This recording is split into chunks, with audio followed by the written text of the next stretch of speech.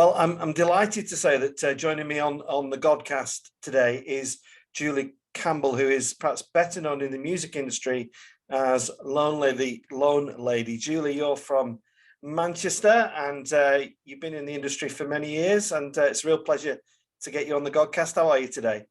Yeah, good, thanks. I'm sort of recovering and reflecting on a year really of touring and kind of 18 months of really focused activity and promotion, and then it's all just kind of come to a halt now, so it's quite a gear change. So I've just spent a month a week on my sofa just going, what, you know. This, So and I'm in a strange transitional phase at the moment. Yeah, are you pleased how the album was received and how things have gone on tour? Yeah, definitely. I mean, there's been like so many high points, really. I mean, it was amazing to, play on Jules Holland. Um, that was a real high point. Um, the BBC crew came and filmed in this. I was asked to select a site that had meaning for me. So I chose like a mill in East Manchester, and they made a really beautiful film out of it. And, that's just an amazing document for me to have. There's so many high points. I really enjoyed touring. I kind of put a new band together from scratch. Had to it's a funny thing, once you finish the record, I then had to pull it all apart again to figure out how to play it live. So I kind of developed a whole new setup, really, starting with a sort of bespoke electronic drum kit. So I've really enjoyed playing live. So it's been great. It's been a great, exhausting, wonderful time. Just tell us, Julie, how the approach came from later. Music fans will know it anyway, but does that come through the management, or did you know Jules in any way, or? No, I didn't know him at all. I think one of the show's producers heard There Is No Logic on Six Music, and then we were invited to film a rehearsal, which was really funny because when we did that, the three of us, James Field, Kendra Frost, and me, had only been in a room together for about 3 days by that point. We'd only just rehearsed together, and it was a new band, and I didn't know how the dynamics would be. And so when we recorded the rehearsal, we were really flying by the seat of our pants, really. But that video did the trick, and then so that led to us being invited to, make a proper appearance. Yeah. Who was on the show with you? Well, I think I've got Six Music maybe to thank for that, because Yeah. they're so supportive and they play my singles all the time, really. So they've definitely played a part in that. Yeah. I rudely interrupted you, Julie. Who was on the show with you?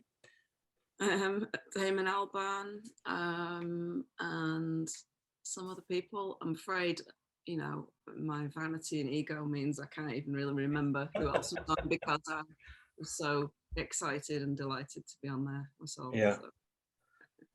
I think listening to lots of interviews, one of the opening questions is kind of how was it during the pandemic? But just to maybe stretch that out a bit, was it a time of creativity for you, or was it kind of down tools? Just tell us about that period. Well, the pandemic made very little difference to my day-to-day life, because when I'm in the writing phase, I spend most of my time alone anyway, just working on music. And it was really strange for me to hear people talk about how the pandemic affected them, because it seemed like everyone had to live more like an artist at that point, and in a funny way, I think as an artist, you perhaps have the tools to better deal with something like that, because I'm so used to spending all my time at home alone, working from home. That's what I do. And financial uncertainty is the norm for me. So it actually helped me, because I really, it was a real struggle getting the album to the finish line, and the pandemic meant that the outside world just calmed down and everything went really quiet and that really helped me get my Mm. album finish line. And I really enjoyed the kind of weird, the sort of simplicity and the sort of monkishness of it when in proper deep lockdown, when you were only allowed out for one walk a day.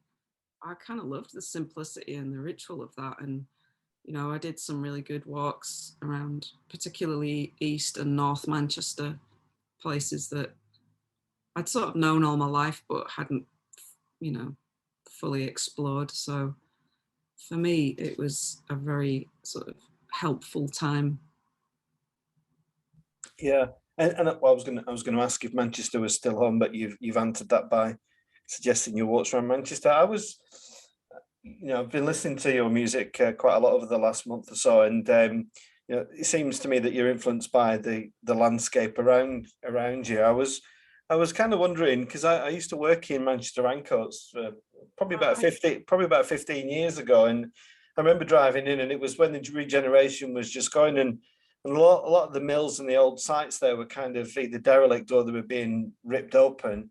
Is Manchester? I was wondering if you still feel that Manchester is a, you know, a real hive of inspiration for your writing, or has it been regenerated beyond that now? I think it has. I mean, even when I was writing Hinterland, which is my second album that really dives deep into the ideas around psychogeography, a lot of that was in my head, you know. And really, I was just looking at fragments and ruins and building a new sort of imaginary world from that, really. And a lot of what I write about is, it's very sort of, you can only write about what you know, really. And, you know, this is my home. Um, I don't, I mean, I think, you know, Manchester's experienced, I think it's the city, the city in Europe that's experiencing the biggest building boom in Europe, I think, at the minute. So honestly, I just feel like Manchester is like a property portfolio for, you know, landlords and developers. Um, it's pretty vulgar. But, you know, artists always find a way. So artists, you know, like art, you know, studios and grassroots, like art studios and rehearsal spaces get pushed further out to the outskirts. So, you know, artists always survive. So which outskirts did you go to, Julie? I'm interested to know where, you know, where you were drawn to. You Yeah, know, well, I spent a lot of time in Ancoats and particularly Miles Platting. I mean, I recorded my first album, Nerve Up, in a mill in Miles Platting that was quite empty and derelict at the time, and has since been sort of, you know, regenerated. So yeah, mainly Ancoats, Miles Platting, and then I mean I grew up in Audenshaw, so there's a real pull towards East Manchester, back out through Openshaw, Droylsden, Gorton, you know, bits of North Manchester, but yeah, very very much focused around Miles Platting actually. yeah. Now this is the Godcast, Julie. So I suppose I've got to ask some sort of religious concept in the question. I was wondering if you have actually found churches or built church buildings as a source of inspiration for writing, or do they intrigue you? We have a couple of derelict churches in East Lancashire, and you know, I'm not a writer in a musical sense, so but it does leave me wondering, you know, if there is a niche there for someone. Yeah, I imagine so. I mean, I think a lot of my, like the imagery around former things, like the sleeve art was drawing on sort of medieval imagery, and in particular, the film Seventh Seal by Ingmar Bergman really had a big impact on me. And I think all these things are just a bundle of the medieval imagery I like is to do with existentialism, and you know, that is something that is a big runs through my lyrics actually. You know, I don't whatever that sort of magic sort of quality is that faith is. I know that I don't have it. I wish I did. But I think the search for meaning is something that really sort of troubles me and drives me, and it's a big thing in my lyrics, actually. I know that's not the question you asked particularly, but you know. But you are, you say you're not a religious person, but are you a spiritual person, or do you define the difference? You know, do you like the old incense, or do you have candles around the bath, that kind of thing? No, I mean, I wasn't brought up with any that. The most we had was singing the Lord's Prayer at assembly.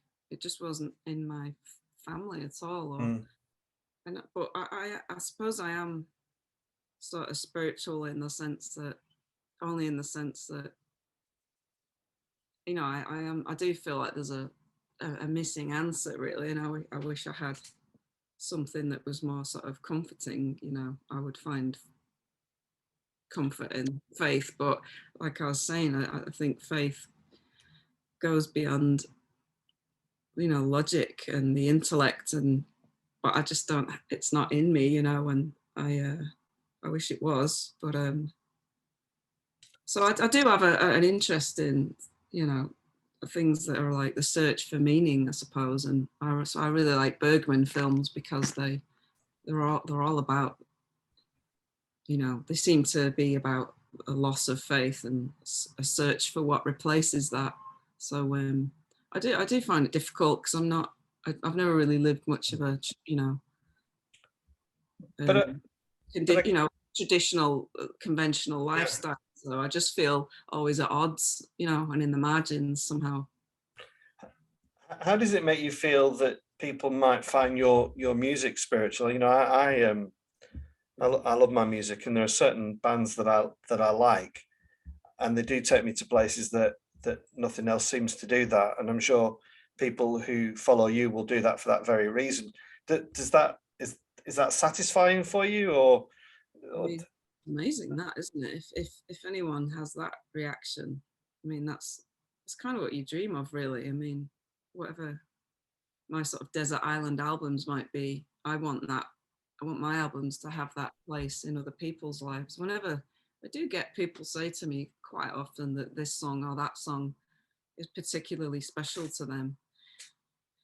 And on this tour in particular, I really, for the first time, I think there's an audience that really know particularly my album Hinterland, and so I look out and see people singing along to every word, and that just blows me away. Actually, it's amazing because that's what I just want, my music to just be part of somebody else's life, and if it brings people meaning in that way, in the way that music brings me meaning, well, that's an amazing achievement. Yeah. Julia, I think what I like about your music is it's quite difficult to pigeonhole. You know, it kind of, I feel that you might tell me I'm completely wrong, but you know, it's got sounds of different genres, and I really like that. How would you describe it? Well, I think, you know, for lots of different reasons, there's kind of quite big gaps between my albums, but what that kind of means is that I can really go deeply into each album, and I think that there's definitely a sort of through line through all three of them. But you know, you know, Nerve Up is definitely my more sort of, you know, guitar, or very guitar post punk oriented, sort of jerky, jangly, Gang of Four sort of Peter Buck influenced. You know, Hinterland I think is in some ways my favorite album because it really contains so many ideas. And then you know, I started to branch out in terms of the instrumentation and, you know, dance and funk elements. I've always loved those. But then, like Former Things, I really wanted to write with using a sequencer and analog synths, and I really wanted to go into the hardware electronic world. So I think each album kind of leans into, it's kind of like post-punk sort of dance funk dance and then electro, you know. So I think there's like a journey across all three albums, really. Yeah. Who are you listening to as a young lady, Julie? Who are you following? Well, I mean, I think REM had a big impact on me as a sort of young teenager. That was the first band that made, particularly Michael Stipe, where I just saw something really magical in you know, it's sort of surrounding the music. And as soon as I heard them and saw their videos, and I just thought, I just really connected with it, and I felt like, oh, that's it. You know, that's the way to be an artist. You know, and I think that was just quite a. Well, I was already, you know, I was always a very creative person. I was always drawing and painting from as a young kid. That was the first thing that I used to do, and but when I saw REM, it was like I just really connected with them, sort of visually as well. And your road into the industry, Julie, was it quite transient? Did it go well, or was there a lot of setbacks? Or just for people who don't know, how did that evolve for you? Yeah, I was, well, I did a fine art degree, and then I started sort of recording things at home on a little 4-track, Tascam 4-track studio, and I was making my own CDRs and making all the inlay sleeves, and you know, really putting my all into that sort of packaging, really. And I was sending these physical CDRs out to record labels, just really old school, you know. And but I was also making a point of trying to play London a lot, because, you know, whether rightly or wrongly, that's where a lot of labels are based. And I knew I'd have a better chance of getting someone to come and see me, which is what happened.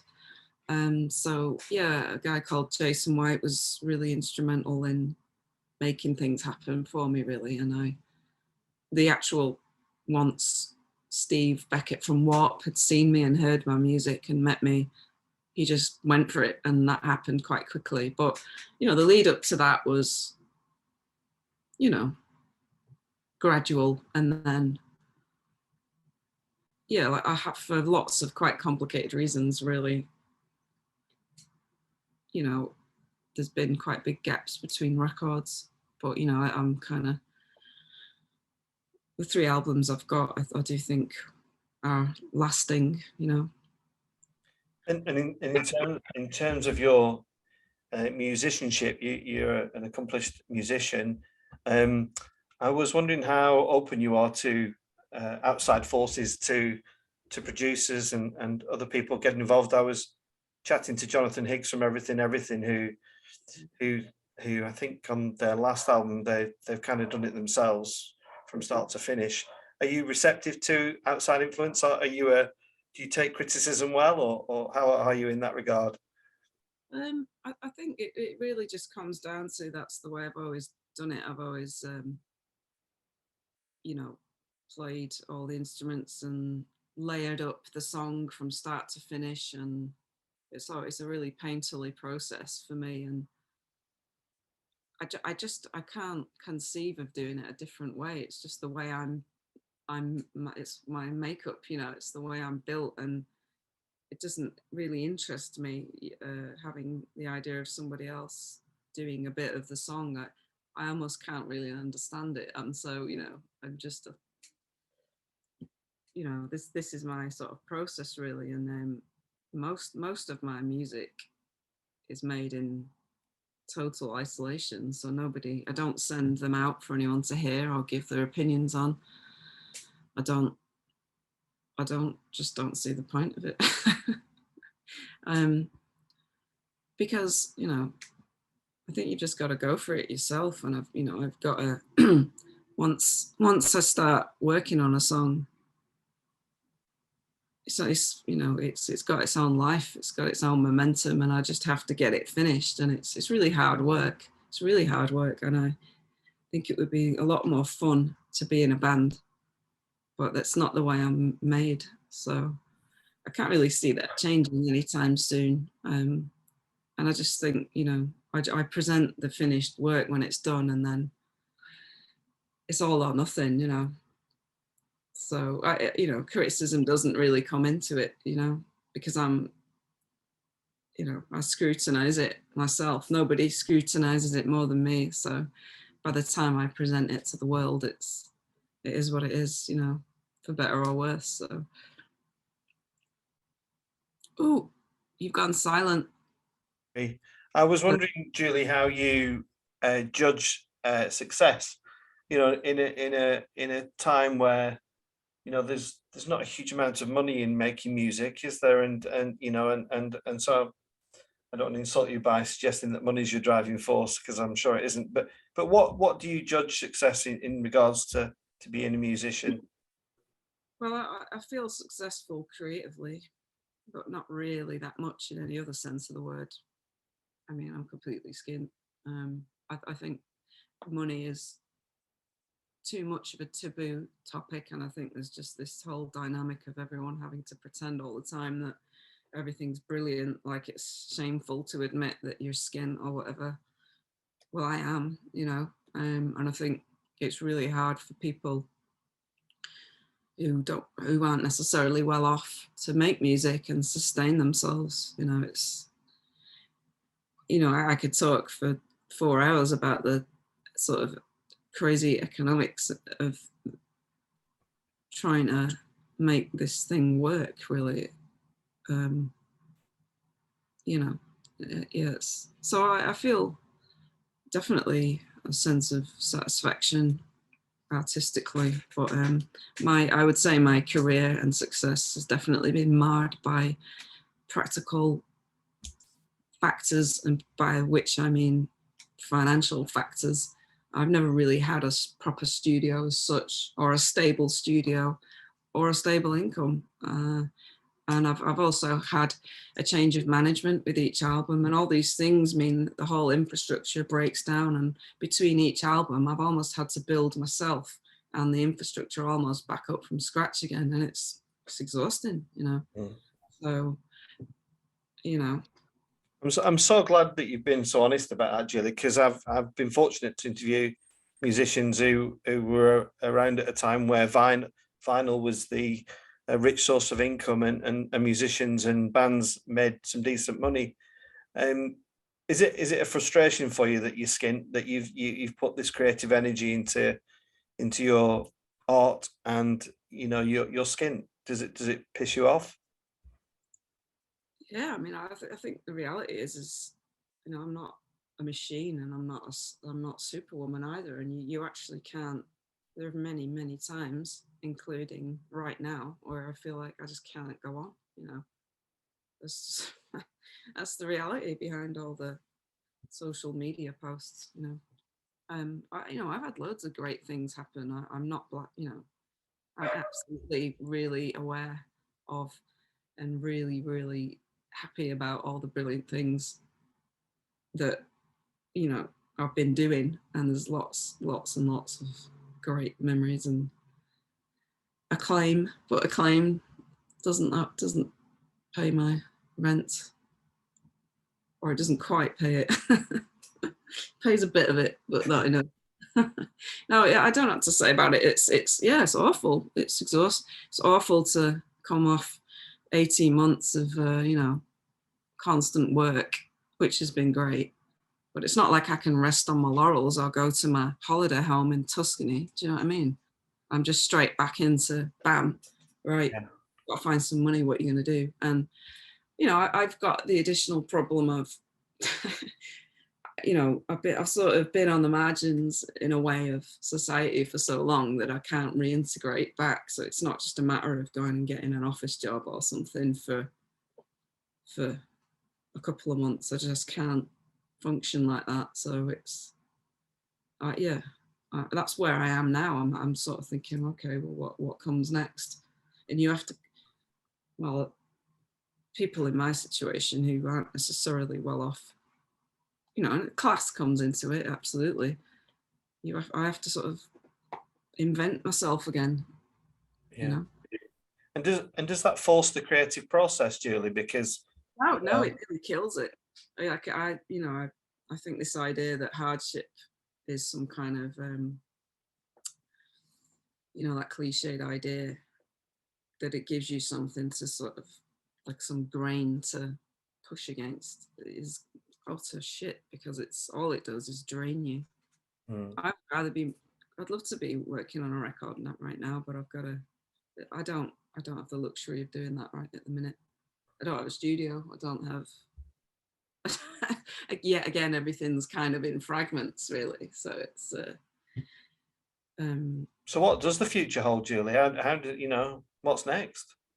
well, that's kind of what I have to invent again, as I have previously. So I have to have faith in myself that I'll find a way, and I will. I don't want to give the impression that I don't have any support. That's not true. It's just, you know, very, very difficult Yeah, quite a lot of the time. But I've had, you know, I'm literally just come to a grinding halt after, you know, 18 months of like really focused activity. So yeah, it'll be a while before like the soil has to lie fallow for a while, you know. yeah. And what and while it lies fallow, what things are intriguing you about future writing? You know, is there political situation, or the pandemic, is that a rich harvest for new writing, do you feel, or do you think you'll explore other things? Yeah, I've never been political in my writing. I think what everything I do is very political with a small p, in the sense that I'm a woman who writes everything. I've engineered a lot of my own music and mixed a lot of it. I mean, I do, you know, I write, I perform it, produce it. Um, you know, I drive everything. And I think that's a really positive thing, and actually still felt relatively rare thing. Um, but the politics, uh, yeah, I shut off from it really, because I don't really relate to, I don't really believe in any of it really, and I just feel, I feel pretty sort of powerless actually. So I don't I don't engage with it, which I don't, you know, maybe isn't the right response, but I just sort of retreat into my imagination, which is sort of my job, you know. Yeah, So I don't know what comes next. I think, you know, I suppose I'm lucky in the sense that I am driven, in the sense I never feel like I have writer's block. I'm going to touch wood because I don't want to jinx it now, but it will come, something will come, but I don't have the luxury right now of thinking, what's the next album going to be? mm, Got lots of practical factors to sort out, and that's, you know, the reality of this particular musician's life, you know. as a fan of music, Julie, I find it quite a sad indictment that's where you are. That you are. I don't want to blow smoke up the proverbial, but you're a very talented musician, and I've really enjoyed listening to what I've been listening to, and I think it's just a sad indictment of the music industry that musicians of your caliber are struggling. But I think it needs to be heard and it needs to be said, because somebody's making some money somewhere, and it's not being Yeah. directed in the right places. No, again, I'm really pains to, don't want to give the impression I'm not being supported or anyone's doing anything wrong by me, but it's just, it is the system, and it is I can't change it. And yeah, like, it's quite complex the way money trickles through the industry, and unfortunately the artist is the last person, and by the time it's trickled through its various Mm, channels, literally got a tiny little drop. um, but you know, it's a catch-22, because that situation has directly fed into quite, you know, the gaps between my records, you know. Whereas if I was able to just put things out a bit more, build the momentum, because the momentum kind of drops each time. And like I said, I have to sort of build it all up from scratch again because of all these sort of practical factors, you know. Yeah. It's a bit of a, I keep, yeah, it's,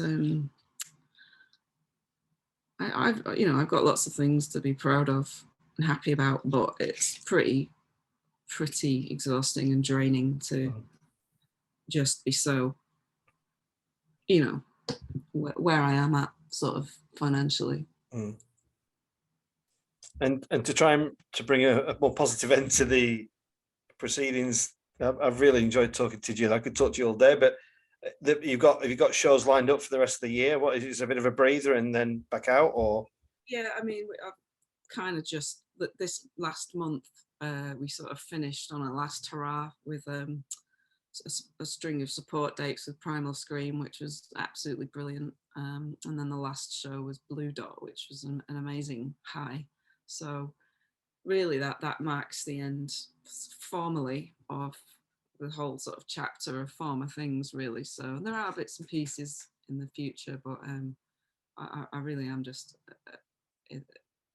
now just reflecting on all that and figuring out what comes next. Julie, I'd say I've loved chatting to you, and Really nice. no, thank you for the music that you have produced, and I send you my best wishes for what comes next, and I'll be very keen, and certainly hope to get along and see you live. There's nothing better as a fan of music than a live gig, and I really look forward to trying to catch up with you at some point. So, Julie, thanks ever so much for coming on the Godcast. Thank you. Oh, thanks very much. Thanks for having me. Bye.